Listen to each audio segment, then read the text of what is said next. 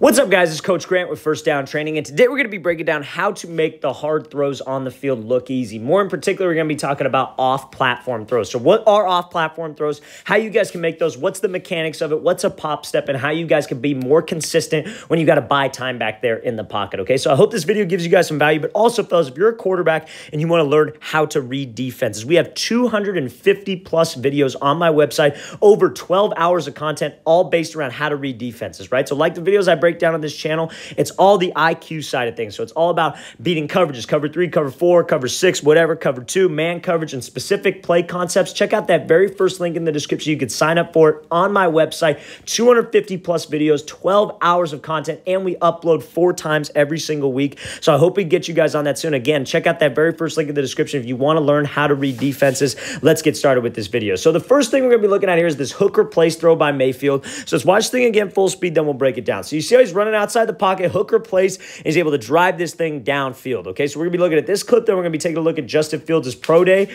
to show like a more crisp and clearer example of this, right? So anytime we're rolling out, so if you're a right-hander, it's when you're rolling left. If it's your lefty, it's when you're rolling right. But you're maybe rolling out and you don't want to throw this thing back across your body, right? Or maybe it's to the sideline. Maybe you want to get a little bit more power and drive this thing downhill. You got a guy chasing you. You don't have time to get your hips squared up and run downhill. You got to go with this hook replace step, okay? So when we come outside of the pocket, right, it's very important that when you guys work this, you start off slow at first, right? But you got to progressively get faster. This is not a movement that you can do slow in a live game. If you're going to do it slow, all this is really not going to apply. But again, when you're training this, when you're just starting it out, maybe this is something new to you, you want to keep going with this, okay? You want to take it slow and slowly progress. So when he comes out of the pocket, you see how he hooks the left one around.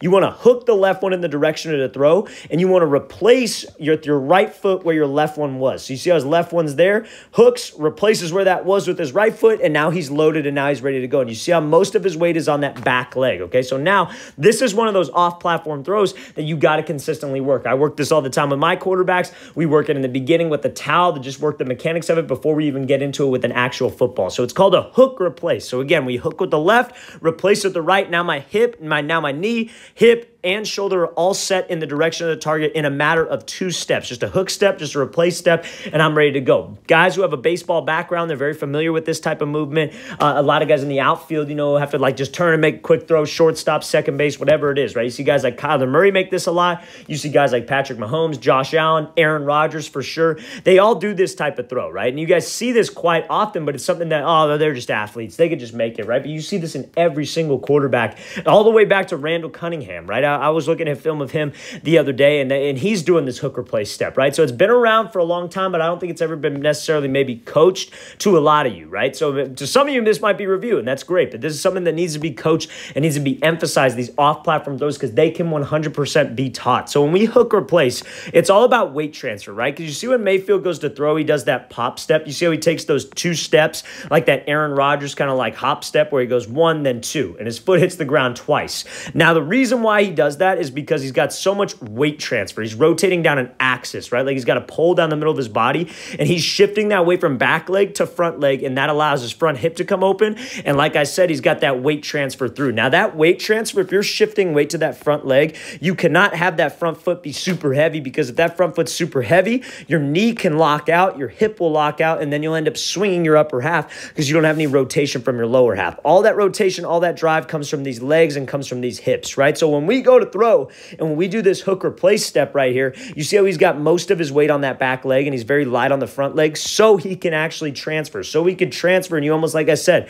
you want to pretend like you got a big pole going down the middle of your body, and you just want to rotate on that pole. I want to be able to rotate my hips on that pole, take that little pop step so you strike the ground nice and light on your toes, then that weight transfer gets my front foot solid so I could actually stay loaded, right? What a lot of quarterbacks will do who don't pop step is they'll come out here, they'll strike the ground super heavy with that leg, and because they have so much momentum towards the sideline, what ends up happening is that this leg will lock out, all their weight will shoot up, and they don't have any rotation from their hips. So what they will end up doing is they'll swing their front elbow down, they'll swing their shoulder open, and that will affect your release. That will make you not as accurate. If you're familiar with this page, you're familiar with this channel, you've obviously heard me talk about that on just basic throwing mechanics breakdowns, how you don't want to swing your front elbow down, right? So that's why we take that pop step, and that's what that off-platform hook replace is, okay?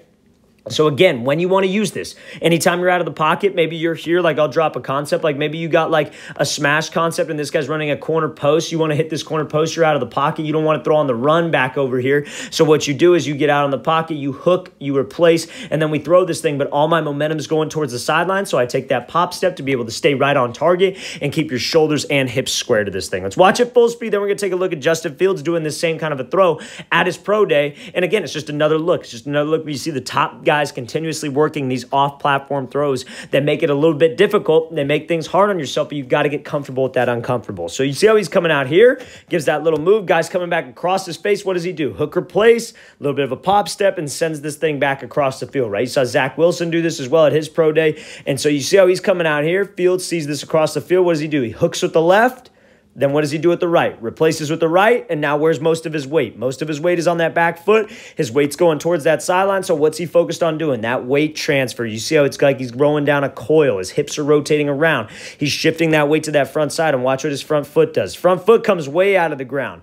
But again, it helps him stay right here. It helps him stay somewhat square at that release point rather than leaning out of the throw and rather than being super heavy and having his hips go towards the sideline. That's a great job by Fields working that hook replace step. Just another example of you guys of just that off-platform hook replace, get this ball downfield. Let's drive this ball downfield to where I land. I got plenty of weight on my back leg, and I could transfer through, okay? So that's the main key on this type of a throw. Like I said, it could be somebody coming back across your face like a corner post. It could be backside coming back across, and anytime you don't want to throw on the run to your weak side, that's when we want to work this hook replace. So I sprint out. I want to just set up. Maybe it's not even necessarily a sprint out. A sprint out's the wrong word. I escape out. I'm getting pressure. I'm getting chased out of there. I roll out. I got to flip my feet on a dime, so I work this hook replace step. Let's watch the thing again, full speed. Again, check out Zach Wilson film, Mahomes film, Josh Allen film, Aaron Rodgers film. All of them have this hook replace in their throws. That's something that you guys definitely need to add to your arsenal, another tool on your tool belt, just to make sure that we're prepared for any situation. The whole point of off-platform throws, fellas,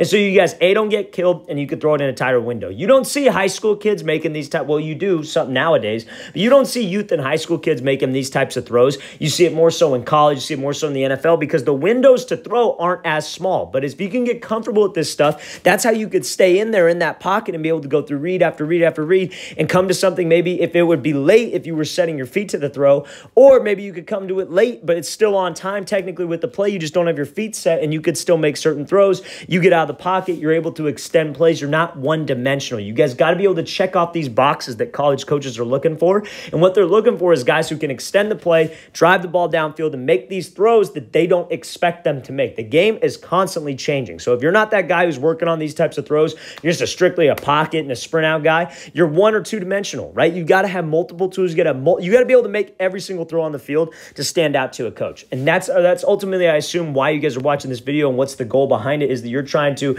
if you're not trying to just get inside on throwing mechanics, you're trying to improve your game and get to that next step, right? So if you're trying to get to that next step, these are the throws that you have to make, right? These are the throws that you will be put into those awkward situations where you got to know, hey, I'm comfortable in these. I've worked this throw before.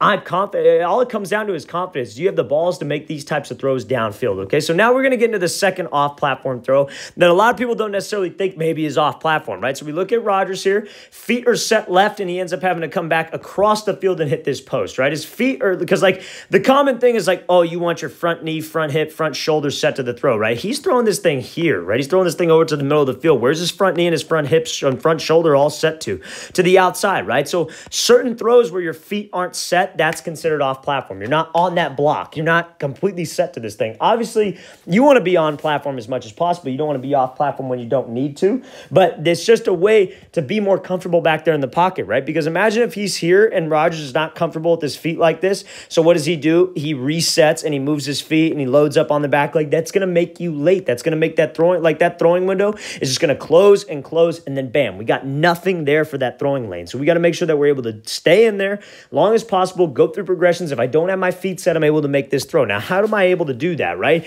So the key here is that you want to keep your shoulders and hips almost like, you see how I'm able to draw a square with Rodgers' torso right here? You want to almost keep your shoulders and hips square to where you want this thing to go, right? So like, let's say he's here, and let's say maybe he's hitting a drag back across the field over here. You want to try to keep your shoulders and your hips square to here. You want to try to not let your front side swing open, because again, when you don't have have your feet set, you want to try to keep your shoulders, hips here, because if you were to swing and you were to swing that shoulder way out and swing this thing way around to the left, your arm would come way across your frame. Or let's say you'd be here, and let's say you finished with your hips and your shoulders going this way. Same thing, your arm would fly, you'd release it too early, and this thing would take off here. You'd release it too late, and it would take off across your frame. So you want to make sure that we stay with my shoulders and hips square to the target, shoulders and hips parallel to the target, however you want to think about it when you don't have your feet set. Because if your feet are set in the opposite direction, but when you go back to throw, you somewhat separate your shoulders from hips. They call this dissociation, where you rotate your shoulders and your hips are in the opposite direction. That's going to create some coil. That's going to create some energy. So when you go back and you rotate those shoulders, hips are set the opposite direction, but you leave your hips and your shoulders there, that's going to create that snap to the throw, right? It's going to create that like flick of the wrist that everybody loves to talk about right here. And if your hips are set another direction, but you rotate your shoulders and then you leave your shoulders and hips at the target parallel towards it, that creates that snap, that creates that energy off your hand, and you could drive this ball, right? Now look at this clip here from Josh Allen. Again, he's going this way, but what is he doing? He's drifting here. Where are his feet set? His feet are set towards the sideline. What does he do? He rotates that front shoulder, but now he almost like pulls that front hand back to his chest. Why? So he could stay completely level with his shoulders, completely level with his hips. You're able to draw this square right here, and that keeps his release point clean. If he were to go here and he were to open up, right, and continued to swing that elbow through, and that shoulder ended up pointing towards these bleachers over here, what do you think would happen to his arm?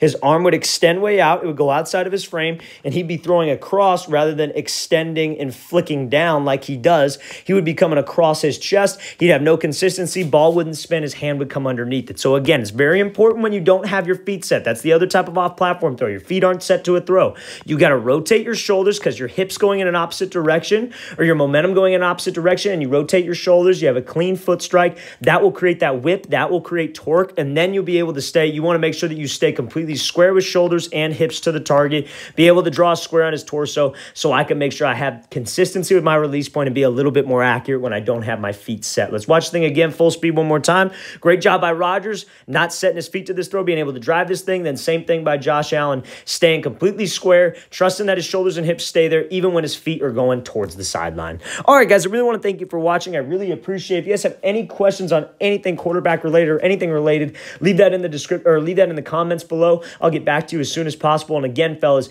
250 plus videos, 4 new videos every single week. By the end of the year, it'll be 300 plus videos, over 12 hours of content, all based on reading defenses. Check out that very first link in the description if you want access to these videos. Again, 4 new uploads every week, 250 videos that you have access to right away, and then over 12 hours of content. I hope we get you guys on that soon. I'll see you guys next time.